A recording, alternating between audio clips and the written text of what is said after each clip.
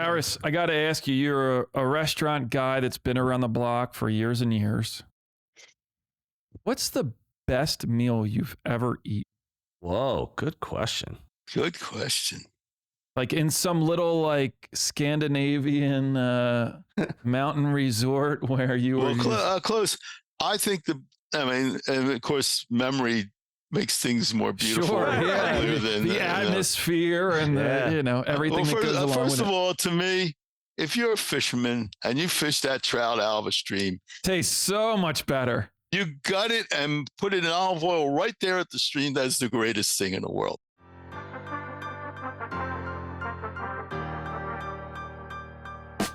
Welcome to the podcast dedicated to real estate, insurance, and building your business. Join us as we take you along our own business building journeys with additional wisdom from our network of local and national experts. Welcome to Bricks and Risk. Hey everyone, welcome to another episode of Bricks and Risk. I'm Tim Garrity. And I'm Sean Mooney. Today, Sean, we have a great guest, friend of mine. We have Harris Eckstut. He is the principal of Eckstut Consulting. How you doing today, Harris? I'm great. Great. Absolutely great. Thanks for being with us. So a little bit about Harris. So Harris's career spans more than 40 years and is filled with success stories within the restaurant industry. For 25 years, he owned and operated the award-winning and landmark restaurant Montserrat on Philadelphia's famed South Street. If you didn't know that already, Sean. Mm-hmm. Harris was instrumental in the commercial development of South Street in Philadelphia as the founding chair of one of the first small business improvement districts in the country. It was called the South Street Head House Bid.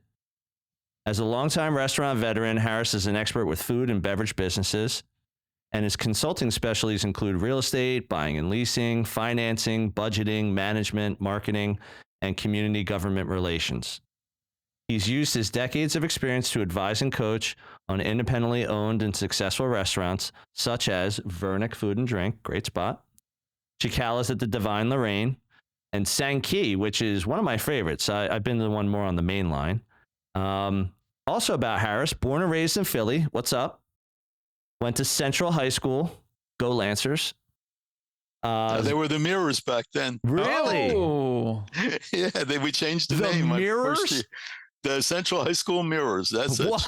I love that's that. a question. Oh, we got to run that that. one by Chuck D. Yeah, what number are you in class? 223. I was the last January class to graduate. Awesome. Chuck was 256. All right. Oh, he's a kid. Yeah, he is. We all are. I'll talk to him about that. Yeah. You were also a Villanova University grad. You had a bachelor's in philosophy, history, and theater. And some of your interests are urban planning, design, restaurants, food, and wine. You have 3 grown kids, 4 grandkids. You live in New York, we were talking about, up in the Hudson Valley.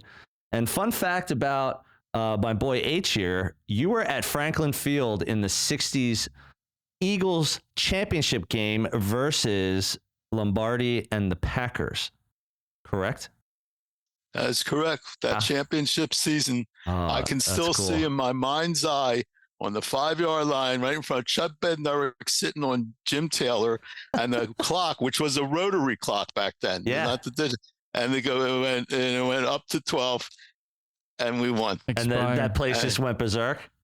Yeah. And then awesome. 50 years later, we won again. Yeah. Well, it's funny because in the 60s, 1960, it was called the championship game. Yeah. It wasn't until 67 that we started Super Bowl. Yeah, so. well, there wasn't an AFL, right? Right, exactly. Yeah, right. Awesome. It was Concrete Charlie, wasn't it? Yep, number 60. Yep. Last guy to play 2 ways. He played center and linebacker. That's awesome. He also, the Iron story Man. is that you never made enough money, so he was, a laborer. None of them did. When I was 16 years old, I worked in a grocery store, and I delivered produce to a bar called Cranes in Germantown. Oh, yeah. And the bartender was the starting defensive tackle for the Eagles, Jesse Richardson. He wasn't the owner. He was the bartender. Yeah. Wow. That's funny. Different world. Yeah. Yeah, they missed out. They should have been born 50 years later. Yeah. All right, so here's one for you. So you're such a restaurant guy, you love it. It's one of your passions in life. You've owned one, you've managed one, and now you consult them. So at what point in your life did you know that you liked restaurants? Well, when I found out I could make money and still stay in theater, I guess. Oh, that's cool. Because even though theater, I didn't live my dream, I was theater foremost. Yeah. So I guess that's when I realized that if I want to live the dream, that's what I gotta like. And it's episode and restaurants and theater. Waiter, actor. Yep. Part of that, we're married at the hip, so we're the same people. How many times do you go to New York City and your waiter is has a after card and is a dreaming actor that gets a bit on Law and Order once in a while and makes a living slinging hash. So what age were you? And were you kind of like, were you a waiter, bartender, everything? No, I was a cook. Oh, nice. Yeah. What age was that? I'm not that great with people. Well, I started with my senior year in college, but after I got out of active duty, okay, when it really started. Gotcha. And that was actually down in Atlantic City at the Traymore Hotel. Wow. But I was a cook, and I hung with the cooks. What year was that? Atlantic City back then wasn't even Atlantic City, was it? Well, yeah, it was before gambling, because I remember that was like I got out August 26th, 1970 is the day I got out of the active duty army. Yeah. Wow. So I went down there and started working at Traymore Hotel and the President Hotel. So 1971. Yeah. 70 was 22 years old. What kind of food were you slinging? Was it just American food? Was it Italian? No, actually, breakfast. With the Traymore Hotel, we didn't have grill tops. We had like 50 saute pans, and we were doing 500 breakfasts at a time. Whew. So, I'd go out all night because it just got out of the army, and 5 o'clock in the morning, I trekked over to the Traymore and started burning bacon in the ovens. And then late night at the Irish pub, Well, yeah, actually, we would. The best place, I was a gray boy, Club Harlem. Okay. Oh, nice. 3 o'clock in the morning, because they didn't have. There's no closing time in certain areas. Actually, I just saw. What was the? Is it Good Dog? I think Good Dog opened in Atlantic City, like in a casino or on its own somewhere. So funny story there. It was a swingers club. Oh, in Atlantic City. So you were familiar? Very familiar. And they it had been dormant for a couple of years. Yeah. So they took it over recently, and then just flamed out. It was I think they were there maybe a year or two. Oh, unfortunately, most of the clubs were on South Carolina Avenue, where the famous 500 was, but also the clubs for the us young folks was on South Carolina. Yeah, I think all of those now are like the outlet stores. Oh yeah. Like right when you come in. Yeah. Trust me, Society Hill, you wouldn't walk the streets at night. Yeah. 1971. Totally different. All right, things changed. So this is a good segue. All right, so you got some great knowledge of the city of Philadelphia. Obviously, you're born and raised here, and you started a restaurant, Montserrat. So both from a business standpoint and a political standpoint, I mean, you and I have just chatted for hours about your knowledge of the city. What was it like to run a business in Philadelphia in the 1980s? The restaurant business, it was like all business. It was challenges, and everyone presents its unique challenges. And so, it's running a restaurant business. There are challenges. By the way, from 1980 to the current mayor, every previous mayor came to my restaurant one time. I was just going to ask. I was going to ask. Michael Nutter met his wife there. Oh, wow. They met there. Yeah. Wow, that's fantastic. He was a councilman, chief of staff for, I forget the councilman's name. Yeah. But Ed Rendell lived around the corner. He came. Wow. I don't want to go past there. Right. Fast Eddie. I thought he lived in East Falls. Is that a different location? No, that was later. He lived in Center City. Oh, yeah. Oh, yeah. I was going to ask. Yeah, the Lombard Street Swim Club. Yeah. Oh, my brother's a member there. Yeah, so was he. Yeah. Tell me your best Frank Rizzo story. If you have a good one. I don't have a good one. I feel like everybody. I will tell you a story though about it. And well, you see, then we know who the person really was. So I really can't say on the air. Yeah, we'll do it. We'll do it after we. So what was it like? All right, so it was involved the Spivak brothers, the Electric Factory concerts. Actually. Oh yeah. And him and the original Electric Factory, which was on Arch Street. Yeah. Wow. And he tried to shut it down on Arch Street because he was the mayor, Mr. Good Dude, good deeds and stuff like that. And yeah. It's just like it wasn't pretty. Yeah. You got the wrong guy. Well, I got great stories about the other mayors. All right, so it's 1980s. We got 80s music all playing in our heads right now. I'm a big 80s guy. But yeah, so you're running a restaurant on South Street. What was South Street like back then? It was the 80s. It was jumping late at night. My bar was very active. We had a very mixed bar. The gay community was there, straight community there. I have a lot of people that I've met who said, "Oh, I met my first wife at your bar." Not the current one, my first wife. Too funny. And the reason why people came, it was like the rumors didn't come out South Street. Right. If you went to Lickety Split and did whatever you did on Lickety Split, that stayed at Lickety Split. Yeah. The same thing in Montserrat, same thing at Downey's.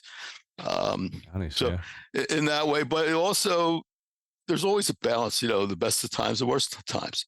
It was also the era of AIDS. Yeah. And you have no idea how terrible it was, how many friends we lost. Our industry was, more of a hit than any other industry. Yeah. So it was party time.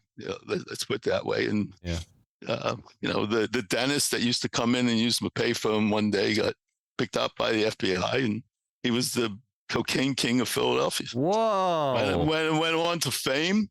Got 10 years in, came out, made a fortune in the investments they made dealing cocaine. They made a documentary about him sitting on his yacht in the Potomac, but he just vowed dental school. He literally. So never know where it's going to take you. And another fun fact, I believe you said the first day you opened Montserrat was the day that the Phils won the 1980 World Series. Yeah, and there was no cable TV. You can just hear the roaring on the reef. Yeah, antenna on the roof. So you get to see Tug McGraw. And 45. Tug McGraw. So that was the first time the Phillies ever won the World Series. 100 years in the World Series. Well, so a little bit of background. Harris and I came to meet through a mutual friend, and he worked at a real estate office also on South Street, a plumber. Right. And plumber sold their business to Elfont Wissahickon, I believe. And Harris and I got connected, and Harris is more in the commercial world. Yeah. So he deals more with his restaurant clients, businesses, things like that. So talk about, you run this restaurant for 25 years successfully. You got amazing stories. You got family stories. Then you say, all right, I'm going to get my real estate license. What year was that you actually got licensed? I think it was 2004. And it was my friend, Bud Plummer. Okay. Who we started the business district. Again, really close friends with Bud and his family. Was third generation real estate on South Street, and the sign was everywhere in the area. And now he's passed away and they're out of business. But so it was through him. He said, "Well, what are you going to do?" I said, "I guess I'll advise restaurants." He said, "Well, why don't you take a real estate license and hang your shingle up with me?" And that's I said, "Okay." And I don't know what the hell that means, but yeah, let's go, bud. And then I realized, he said, I have 25 years of experience, and I tell people, well, you pay me to avoid my mistakes of 25 years. Yeah. So, and one of my great friends was the other end of South Street, Jack Downey, who owned Downey's, which was the Irish pub. Mm-hmm. In Philadelphia, St. Patrick's Day was Downey's. I mean, it was wall-to-wall people, no tables, no chairs. They moved them all out. And Jack was, a legend in Philly. He was, general manager of Channel 10 for a long time. Then then he was a deputy commissioner over under his buddy Frank Rizzo. Didn't hurt, I guess. And so, we had that tight network of restaurants, and so we learned a lot. He would say, Harris, if I'd known then what I know now, I'd really be rich. Yeah. So I just take it to the next level, say, okay, I know then what I know now. I know I can't be rich, but maybe I can help you get rich because you can avoid my mistakes that Jack and I made together. Yeah. I think Downey's was actually on like that bar repair show. Yeah. Well, that was long Rescue. after Jack retired. They bought that from Jack. Yeah. And then, Jack would, by the way, I've never seen one of those shows where the people survive, the business survives. But yeah. I have never made a study, so it makes for good TV, right? Yeah. So not my department. All right. So you get your real estate license like 20 years ago. You're focusing more on restaurants and helping people. Let's talk about how you became a consultant. So tell us a little bit about that path, after owning a restaurant yourself for like a quarter of a century and then having a real estate license. Why did you just start going down the consulting route? It's hand in glove. Actually, the consulting comes first, and then I realized, well, I'm advising them, but I have to advise them about buying a property and leasing a property. I said, well, why shouldn't I get paid for that? Yeah. So, if I find them a property and I don't have a real estate license, I get a hearty handshake and someone else gets $30,000. Right. Yeah. So I know the restaurant business not as an owner, and there's a difference between a manager and an owner. I know the ownership, all the 50, 60 hats that we wear are owners, including real estate taxes and the machinations of owning a business in a state, in a city, and in federal government. So it's more than just training staff, the other aspects of managing the business. This is owning the business. And that's why I started a course at the Walnut Street School on the dollars and cents of owning a restaurant. And one of the people that took that course was the Vernick family. Wow. And which is a great story too. Now, Greg Vernick is this huge talent. And he studied under the best. Jean-Georges is the greatest of the greats as far as teaching young chefs. And he opened up a restaurant in Singapore. And they invited me to teach a class. And their father owns one of the biggest civil engineering firms in South Jersey, Remington and Vernick. And they have these buildings in Haddonfield with their name on it. And Remington is actually the grandson of the artist and stuff like that. And so I walk in to teach them the dollars and cents of owning a restaurant. I'm looking at this incredibly talented chef, this incredibly successful businessman. And I look at Ed, the father, as if to say, what am I doing here? And he said, you're here to teach us the restaurant business. Yeah. And that's how wise a person he was. He understood that each business is peculiar to that industry. So his civil engineering business has nothing to do. Well, it has to do because it's money and dollars and that part. So, so I got the first lesson I got from my class was to learn what my class is. And it's owning a restaurant. And that's, a peculiar business. Liquor licenses are peculiar institutions with their own laws and everything else. So, Harris, I always talk to people, and I always say, I feel like if you talk to people in the restaurant business, owners and such, it is the hardest business to run and make money and sustain it over a long time period. Is that how you calculate it, or you see it as something different? No, I see it differently. I see it as a standard business, but it's made harder because it's one of the few businesses that you can go into undercapitalized. And what's the greatest failure in business is undercapitalization, because we are employee driven. You don't need a lot of cash capital up front to pay employees. You just need cash flow. Yeah. So, you are doing there are two businesses at once. You usually in retail, you either produce the retail or you sell it on the street. Yep. but rarely produce and sell and at the same time. Yeah. So, imagine trying to sell shirts in the back room. You're making the shirts and then you're running them out front and then you're selling them on the street. Yeah. And of course, it's much more complex than that. So, and then because the nature of it, that you're cooking and you're in buildings and you have the risk of fire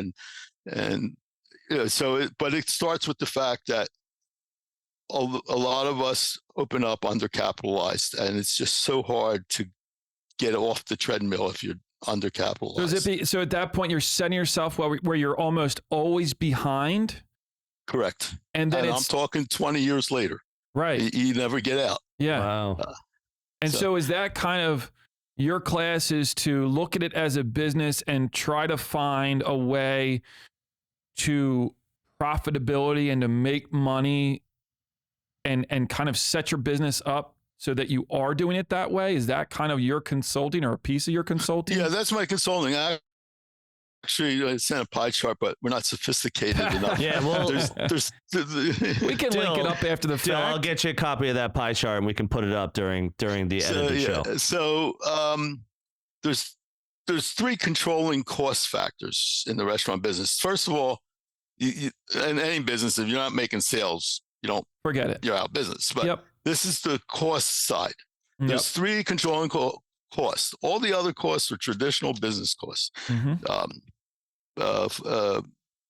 Building insurance, marketing is 4%. Utilities are going to be 3%. Yeah. These are things you can't change, you can't control, other than you got to make sure. There's three controlling costs. There's your labor costs, which day to day for the rest of your life is the hardest darn thing you'll ever do. Correct. Second is your product costs, which is your food and beverage, liquor and stuff. And third is your cost of property, which is the rent and debt service. Yeah. Two of those costs, the labor costs and the product costs, are costs that you can control when you're in operation. You can raise the menu prices, you can train people, you can do a million. The first cost of the property, the rent and the debt service, that's etched in stone. If you screw that up, it's it's this monumental. And and even if you say you think you have it right, you go, okay, I'm going to do $2 million a year. The rent is going to be 6%. My debt service is going to be 2%. I'm going to build the restaurant. It's going to cost $500,000, and it never costs $500,000 because poop happens, and it's cost $600,000.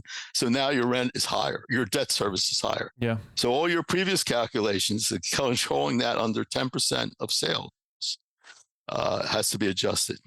So if you screw up on the bricks and mortar end, that actually happened. You're on that treadmill. That actually happened in my family, and that was part of the downfall of what happened with my grandfather, who bought some land. What are you talking about, the nursery? Yeah, but next to the nursery, he built commercial leasing, like a strip center. Yeah, like a strip center. Yeah, and it was earmarked at $1 million to build these buildings out, and he had the land and just did it.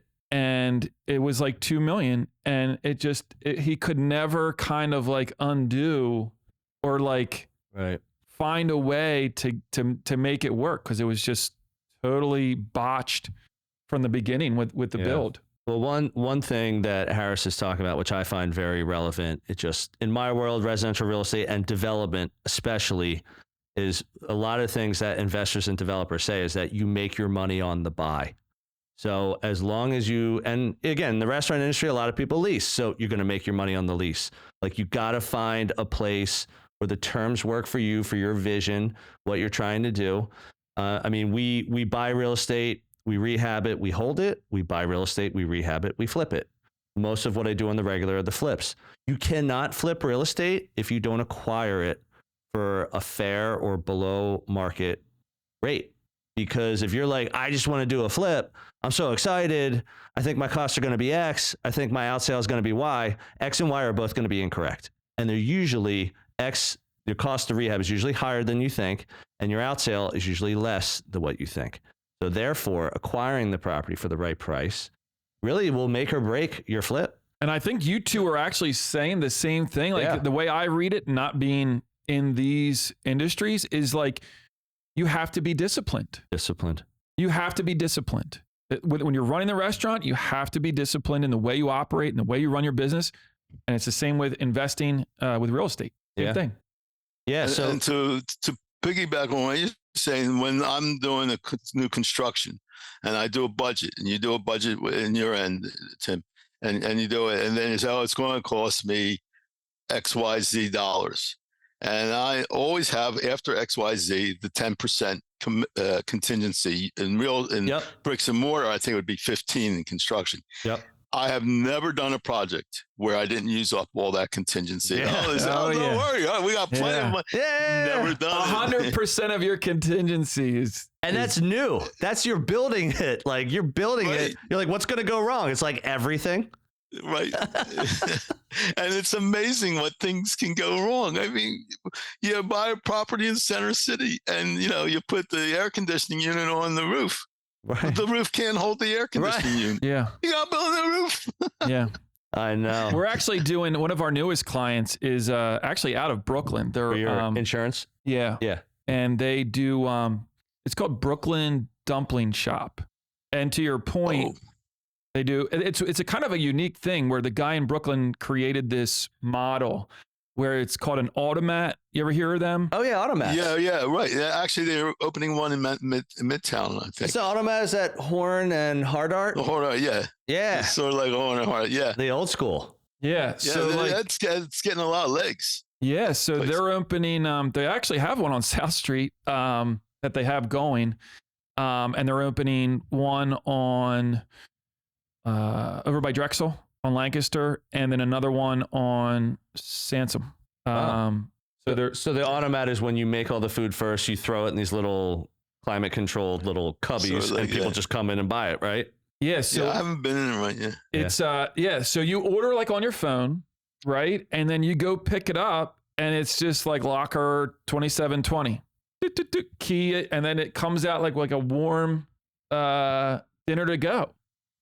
Awesome. That's very cool. Yeah, I think it's a Taiwanese company. It's very successful in Asia. Yeah.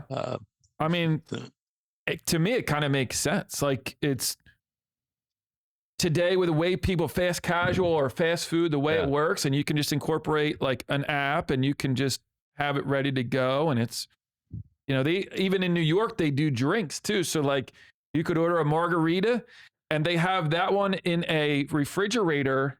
Oh, wow. Locker ready to go. And you just roll out on the streets of Brooklyn with a margarita in your hand, crushing dumplings. New York State is now legal to go. Until the pandemic, only Louisiana you could do that, I think. So you can actually take a drink on the street? And drink it? Yeah. It's like Wildwood, Irish Weekend. So that means you can shotgun beers on the street if you want to? Well, that's not legal in Wildwood. I know that. I never did it. I would never, but I've seen people do it. Yeah, I've been a few places. Actually, when we were in Ireland for Ryan, my younger brother. You can drink anywhere. His 40th. You just get a beer and you can just like roll it on the street. You're like, this is awesome. Well, yeah, think Mardi Gras. Yeah. But that's the only state until the pandemic. Now, I don't know, the other states, but New York kept it and say, okay, but the other states like New Jersey and Pennsylvania, they still have they got rid of it. The backwards liquor laws. Yeah. And with, and again, with restaurants, that's the peculiar institution. Why are all these restaurants in Philadelphia? They're great restaurants in Philadelphia and, upstate New York, and they're not in Bergen County. They're not in Cherry Hill Township. It's because the liquor license law. Yeah. So you can open up. When I met the Vernicks, they live in Cherry Hill. Greg wanted to open up a restaurant in Cherry Hill, and I said, "Well, Greg, do you want to have a fine dining? You want to make a living, or you want to open a BYOB? Make a living? Do you want to? Yeah. Well, liquor license is $2 million.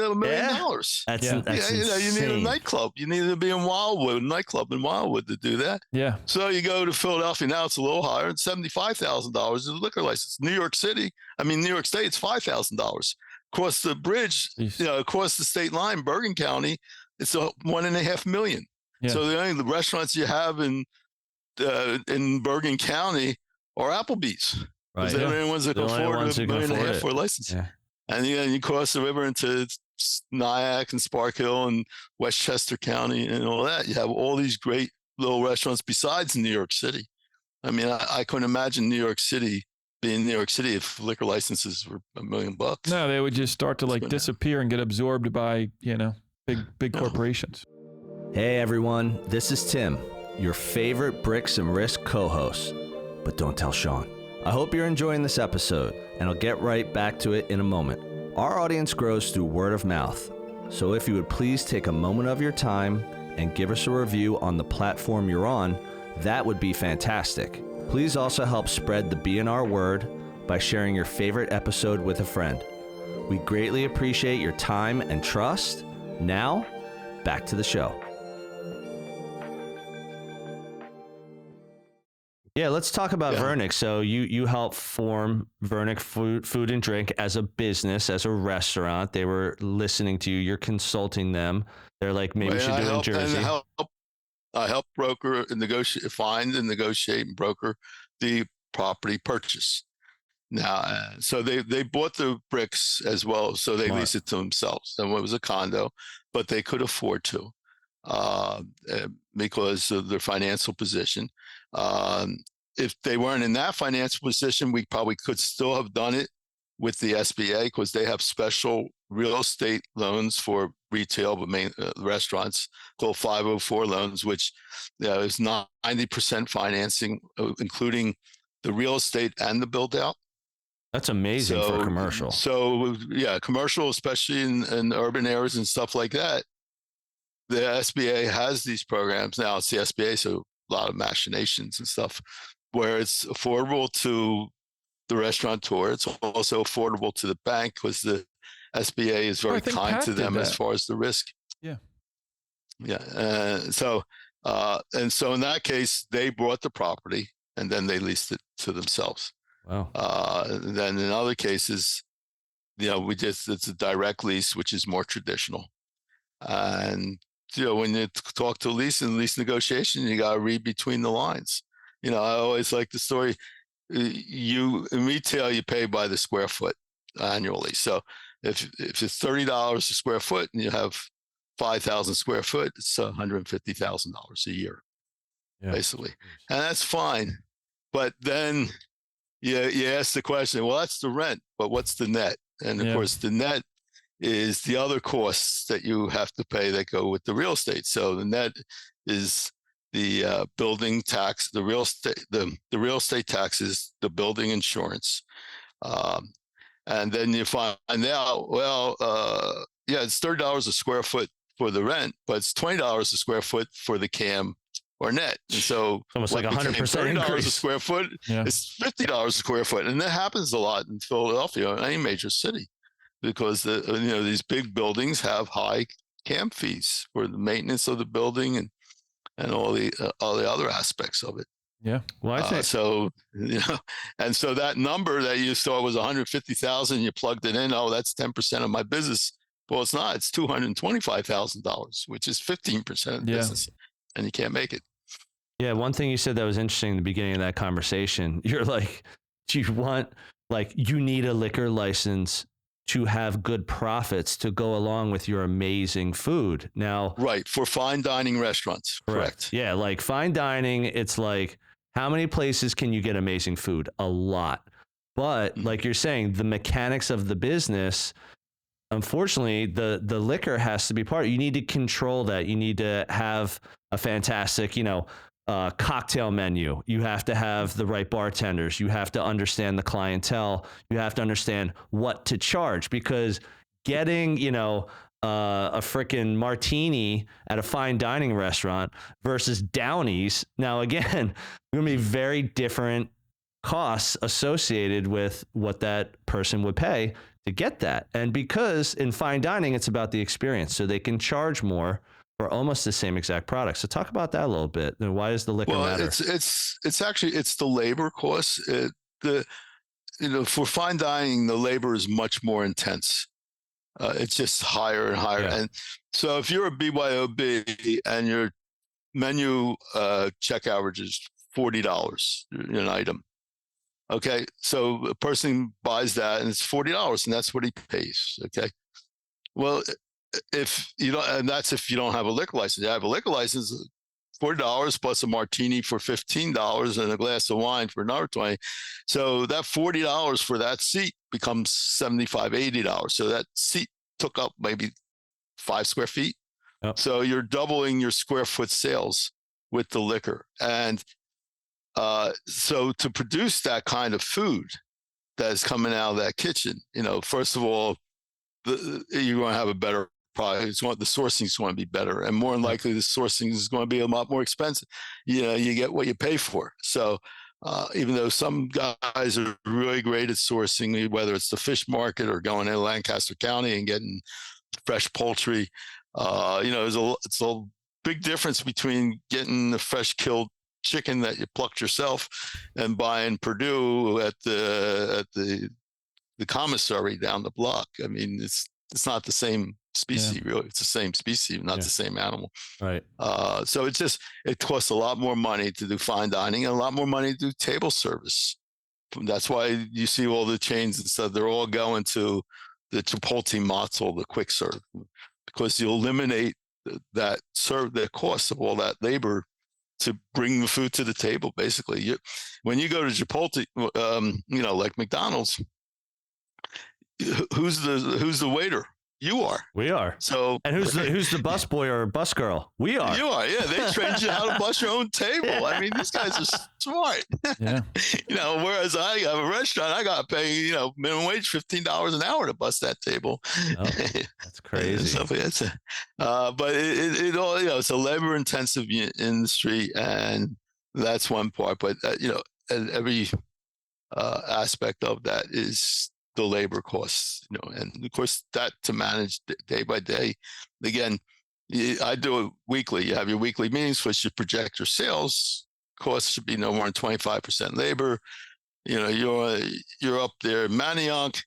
You got the Manayunk Festival. You're going to do quadruple the business. You're going to do, $200,000 that week, and then in January you get a storm, and you're going to do $500. Do you have the same payroll? You still have the chef. You still have a lot of the people you got to pay. The hourlies don't come in, but the hourly aren't the chefs and stuff like the managers and general managers. So. Yeah. Harris, I got to ask you, you're a restaurant guy that's been around the block for years and years. What's the best meal you've ever eaten? Whoa, good question. Good question. Like in some little Scandinavian mountain resort where you were close. I think and of course memory makes things more beautiful. Sure, yeah. The atmosphere and everything that goes along with it. First of all, to me, if you're a fisherman and you fish that trout out of a stream, tastes so much better. You gut it and put it in olive oil right there at the stream. That's the greatest thing in the world. Sure is. There's nothing better than fresh fish out. And I'm talking, bluefish out of the ocean. You bring that home and you throw it under the broiler. That's the best tasting fish. We went fishing for Pete Hunter's bachelor party and mine and yours. We caught stripers galore, and we caught them. We, had them all ready, made, ready, prepped, ready to go. Came home, threw the grill on, and everybody was like, "This is this is the best fish that we've ever eaten." To your point, down on LBI when I had the gourmets morning, we were the fishermen coming in. Yeah, there was different types of fish then. The weak fish and the bluefish coming in out when they were running. There was nothing like it. Stuff, but the best probably was long time ago. I don't even think Reese was in the common market yet. Was sitting on the bayside in the Piraeus is the seaport of Athens. Yeah, sitting there all by myself and just getting sautéed little squid. Wow. And sautéed in incredible olive oil and cutting into it, and the ink splurted all over. Wow. It's the greatest tasting fish I've ever had. And I love squid ink. People go, really? Squid ink is the greatest. Squid ink pasta made right is the best pasta. It's, interesting. Or any kind of cuttlefish. The cuttlefish ink is fine too. When we were in Ireland, we were right on the shorefront at this, restaurant. And you had the freshest Guinness of your life? That yes. I only drank about 100 of them. But they also had these, what were they? Cockles? They were like crab claws or something. Oh, okay. Like Dungeness, maybe? No, it was the like, what are they? I forget. But anyway, we ordered them, and it was like right there, and we're at the water, looking at the water, and we kept ordering like plates and plates. It was the best we ever had. Yeah. Oh, it was amazing. Just hear what you just said. The best food you ever had was Irish food. You're right. Yeah, it was fish. Think of that because it was fresh. It was right out of the water. So even in Ireland, they got great food. I'm very limited, Harris. I don't have the exposure. The international exposure. Yeah, no, you can get some amazing seafood in Ireland and England, and it's right there. Depending on where you go. How about that pasta sorrentino? You like that? Just a little. This place is incredible. Yeah. All right, I got a question for you. So some of the questions we ask, again, you know me by now, Harris. I'm a pretty positive guy. I'm always glass half full. Mr. Mooney over here, he's glass half empty. That's how we roll. Negadelphia. Right? I'm Negadelphia. Yep. Okay. And this question was brought by my brother Ryan, and it's been such a good question of asking people. And it's, what has been your biggest struggle in business? And you had said, you've already talked about this, opening a sufficiently capitalized restaurant. Now, you've opened your own. When you had Montserrat, was it sufficiently undercapitalized? It was undercapitalized, yes. Yeah, and you had it for 25 years, right? Yeah, I was young and dumb, and it was a struggle all the way through. And I got the real estate, and I paid my dues and learned the hard way. So yeah, undercapitalization. Paying the bills, and you can pay the bills. Of course, what is properly capitalized? Well, that's a big question too, and it has to do with are you doing the sales? But I didn't have money to start. I didn't have anybody else, and then of course the construction was triple what we thought it would be, and so it's always that. It's finding the cash flow, basically. Yeah. And how, and from me not knowing, how would that have changed for you and the business if you say, over the course of however many years, it was a constant struggle, it was a constant challenge that you had to deal with. If you were capitalized in the right way, how would that have changed kind of your business and your restaurant? Well, first of all, the maintenance of the building and all that. So you would be able to stay on top of things. Then you can buy and source better. Then you wouldn't be stuck being in the business. You can manage, work on the business, in the business. So I could have been out more. I could have been like my friends were in Italy, checking the sourcing. I could have been, it's just a million things that when you're undercapitalized, you wind up working in the business instead of on the business. Yeah. In other words, I'm flipping hamburgers. A business owner shouldn't flip hamburgers. Yeah. You got to build up the marketing. I didn't have the capital to spend on marketing, which is critical. And back then there was no social network opportunities. Yeah. Then everything cost you. An ad in the newspaper, whether people saw it or not, it wasn't there. The PR person, they couldn't afford to get your name in the papers and stuff. It really reduces the many aspects of growing the sales, really. So are you always in a constant battle, just fighting the budget, right? So like you're okay, now I have to source food from here just because this is not what you'd prefer, not what you'd want to do, or not how you'd elect to operate your restaurant, but it's the budget dictating to you then how you run your business. Yeah, basically that. I think the best example is marketing. And I always tell people this in advising them. The marketing budget in the traditional restaurant, most restaurants in the food service industry, is 4 to 5% of sales. Okay. Under that, you're not marketing enough. Over that, you can't afford it. So you have to get it in that sweet spot, 4 to 5. So I come into a business that's only 1%. They're not spending any marketing. Yeah. Well, what happens is your cash flow is slow. what's the easiest thing to cut? You can't cut the payroll. It's hard to cut the payroll. You know, the food, you can't cut this. Marketing. The one thing you can cut is the one thing you shouldn't cut. Yep. It's the marketing, because that's where you grow. Marketing is going to grow your business. Makes the register ring. Grows the cash flow, but yet you're spiting your nose. You know, you're cutting off your nose because you can't afford the market. Yeah. And that's where the positive cash flow really helps. And, you know, look, the great restaurants, food service are the great marketers. The greatest marketing food service company in the world is McDonald's. Is it the best food? No, but they're by far genius marketing. Yeah. And that's what brings the people. And, you know, it's sad to say. You know. Like Apple. Do they make the best phone? No. Yeah. But their marketing is out of this world. It's awesome. Yeah. No. You know? So, you know, why are Droids so unsuccessful? It's easy. It's all in business. When Tim does his weekly conferences, semi-weekly, we're talking about budgeting the marketing. Yeah. You know, you have, and you cannot not market, and then you can't overspend on it because then the numbers don't work. So anyway, so I guess that answers the question. Yeah, it does. One more here before we even wrap up and let you go. Well, hold on. I got another one too. Yeah, you haven't gotten food trucks yet. Let me talk about where Mooney bought his shirt. No. That's what I would like to know. Well, we'll get there. I mean, I already know, but I'd like you to say it. Oh, you got it from Andy Reid. He took it off the Andy Reid truck. Andy Reid sent this to me after they won the Super Bowl.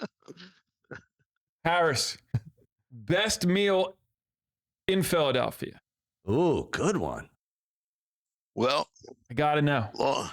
Long time ago. It's the building is still there, and it's a great restaurant now. Vetri is a great restaurant, absolutely great. The original Vetri.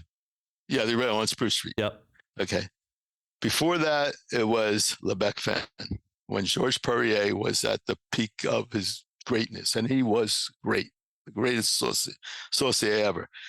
The dinner at the Le Bec Fin on Spruce Street was the greatest thing ever in Philadelphia. Wow. And it had the great run, and then, you know, he got the investors, they moved to Wall Street, and it was great, but nothing was like that. Now, I haven't been to Vetri in, you know, a decade, and I'm sure that's going to run close, because Mark Vetri is the great restaurateur, and he, you know, great at what he does, everything he does, sad including to see, getting rid of businesses. I'm not even a restaurant guy, but I kind of felt sad with like Le Bec Fin and how it just kind of like fizzled out and kind of it got old and tired. But one thing is still, you can rent it. It's called King George. It's a documentary that is absolutely spectacular, because the woman who did it didn't know that was what's his last chef that has Laurel in Nick Elmy. She did not know that Nick Elmy, you know, she started filming 2 years before Nick Elmy went on Top Chef. Oh, yeah. So she got to see the demise and everything. And Nick coming in, and Nick was like 28, 29 years old. He was so great. I remember seeing, you know, my stepdaughter was watching TV. I didn't even know about Top Chef. And I saw Nick Elmy, and I said, that's Nick Elmy. What's he doing there? She said, it's a cooking show. And I said, he's going to win. He's the greatest chef I've ever met in my life. And he won. I could, you know, FanDuel was in business. I will put my money on Nick right away, because he's the best. But that is, you know, for your viewers, it's remarkable. It's a remarkable documentary. I'll check that one out. I guess King George, Georges, and it really gets George's personality at the end of his tenure and stuff like that. And, you know, he's a crazy guy and awesome, beloved because he was the genius, best. You know, he was the best, and you know he came from Lyon. Forget that's the guy's what I love name. watching. Who started the revolution. I love watching those Bourdain ones where he goes to France. Like the way he talks about like the French culinary environment is just like just so different. Like no reservations like that. Yeah. Those Bourdain days. Mm-hmm. Hey, you know what? To start off the show, you asked me about the 80s when Kitchen Confidential came out. Oh, yeah. I guess it was the late 80s and 90s. Yep. I didn't know about it. My mother read the book. And she said, I read this book. It can't be true. I have to give it to you. It's so hard, you know. Hey, this can't be the business that you're in. Mom. And I'm reading it. And I said, Mom, that's the business I am. You're like, his business is more tame than mine. Yeah. Kitchen Confidential was the restaurant business in the 80s. That is the definition of it. Wow. And if anybody gets a chance to reread that, that was his masterpiece. You're like, Mom, this is like every day. This is like what we do. Yeah, my chef got busted for cocaine. Okay. Yeah. That's awesome. All right, cool. One thing I rely on Harris for, because we talk a lot, we've been working together for a while, is your wisdom. And the quote that you gave us is, "Wisdom is knowing, not wisdom," by Lao Tzu. Why is that one stick out for you? Well, first of all, Lao Tzu figured it out 5,000 years ago. Right. So, hey. It means that don't ever think you know everything, basically, because you don't. Yeah. No matter who you are or what you are, it's impossible to know everything. And so you have to keep an open mind and say, okay, that's nonsense. It's not, but it's keeping an open mind, knowing that you can't, even as you're a genius, you're not a genius. You can't know everything. And the more you realize that, the more you learn. If you roll back the tape from our previous episode, Harris, I said, I'm the dumbest guy in the room. Yeah. Right. And it wasn't to say I'm the dumbest guy in the room. It's, I want to go into the room as the guy who knows the least. It's a mindset. And going to be a sponge for the other people to kind of glean what these experts have to share and what they have to say, and how can I get better by listening, to those people. Yeah, listening or not listening to them too, because sometimes. Yeah, true. But you listen and you say, "Boy, that makes no sense," and then you're like, "Yeah, that really makes no sense." The more you dive into it. Well, what's so interesting is that, like, part of the reason we started this podcast was to give back, because Mooney, he's been doing his insurance business for over a decade. I did Copper Hill for almost 10 years. You've been a business owner, so you get it. And honestly, it's like we've just learned so much, a ton, through podcasts. Not only just that, like, people in our lives, this quote really stuck out to me, because you can't ever stop learning.